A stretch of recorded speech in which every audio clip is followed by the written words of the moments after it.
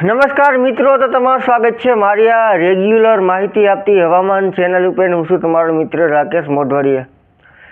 સૌથી પહેલાં તો ચેનલ ઉપર અત્યારે જે કોઈ પણ નવા હોય અને હજી સુધી જો ચેનલને સબસ્ક્રાઈબ ન કીધી હોય તો જરૂરથી ચેનલને સબસ્ક્રાઈબ કરી દેજો અને વિડીયોને આગળ શેર પણ બીજા તમારા ગ્રુપમાં પણ શેર કરજો.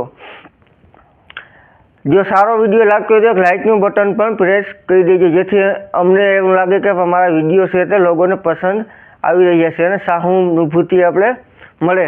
તો હવે આપણે વાત કરીએ વરસાદના રાઉન્ડની બાબતની. તો આપણે આગળ એક વિડીયો અપલોડ કરેલો હતો, જેમાં આપણે 27 સપ્ટેમ્બરથી 2 ઓક્ટોબર દરમિયાન એક વરસાદના રાઉન્ડ કદાચ જોવા મળે તેવી શંકાઓ દર્શાવી હતી. તો તે શક્યતાઓ અત્યારે આપણે 70% જેવી થઈ ગઈ છે. કદાચ આપણે વરસાદનો રાઉન્ડ છે તે જોવા મળે તેવી સારી એવી શક્યતાઓ લાગી રહી છે 27થી 1 કે 2 ઓક્ટોબર સુધીના સમયગાળા દરમિયાન. એટલે હવે આપણે આ 70% શક્યતાઓ થઈ લાગી રહી છે કે વરસાદનો રાઉન્ડ છે તે કદાચ ને ગુજરાતમાં આવશે. જો કે અત્યારે આપણે 100% ના કહી શકીએ, કેમ કે અત્યારે હવે એન્ડનો ટાઈમ છે, ચોમાસું વિદાયનો હવે સમય છે તે ખૂબ જ નજીક છે. એટલે અત્યારે ટૂંક ટાઈમમાં ઘણા ફેરફાર સિસ્ટમના રૂટમાં થાય તો આપણે પછી ખોટા પડીએ તો આપણે અત્યારે 70% શક્યતાઓ જ ગણશું. જો કે શક્યતાઓ સારી એવી છે, કેમ કે હવે અમેરિકન મોડલ વરસાદની શક્યતાઓ દર્શાવતું હતું, તેવી જ રીતે યુરોપિયન મોડલ પર વરસાદની શક્યતાઓ બતાવી રહ્યું છે. એટલે બે મોડલો છે તે ગુજરાતમાં વરસાદની શક્યતાઓ માની રહ્યું છે. એટલે આપણે 70-80% વરસાદની શક્યતાઓ ગણશું. જે 27 તારીખ છે, 27થી 2 તારીખ સુધીનો જે સમયગાળો છે, આ સમયગાળા દરમિયાન આપણે વરસાદનો રાઉન્ડ છે તે ગુજરાતમાં જોવા મળશે.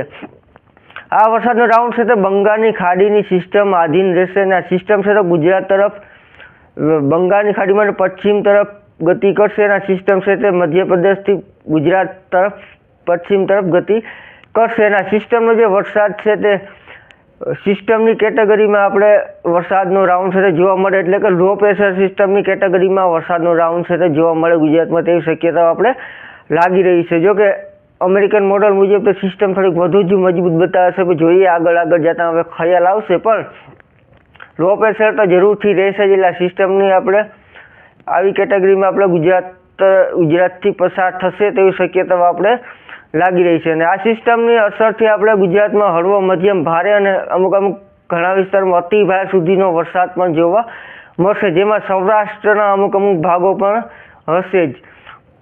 એટલે હાલની સ્થિતિ મુજબ એ સિસ્ટમનો રૂટ ચાલ્યો. હાલ સિસ્ટમ જોવા જઈએ તો આપણે ઉત્તર ગુજરાત લાગુ વિસ્તારો ઉપરથી પસાર થાય તે શક્યતાઓ લાગી રહી છે. એટલે ગુજરાતના ભાગોમાંથી આ સિસ્ટમ છે તે પસાર થશે એવી શક્યતાઓ અત્યારે આપણે લાગી રહી છે. તો આવી રીતે જો સિસ્ટમ હાલમાં જે છે એવી જ રીતે જો પસાર થશે તો ગુજરાતના ઘણા ભાગોમાં લાભ મળશે. એમાંનો 70-80-85% જેટલા ગુજરાતના વિસ્તારોમાં આપણે આ વરસાદનો રાઉન્ડ છે તે જોવા મળશે. કદાચ સાર્વત્રિક પણ થઈ શકે. તો કે અત્યારે આપણે સાર્વત્રિક ના કહી શકીએ, કેમ કે હજુ સમય ઘણો બાકી છે. તો તે સિસ્ટમના રૂટમાં થોડો ઘણો ફેરફાર થાય તો પણ વિસ્તારોમાં પણ ફેરફાર જોવા મળે.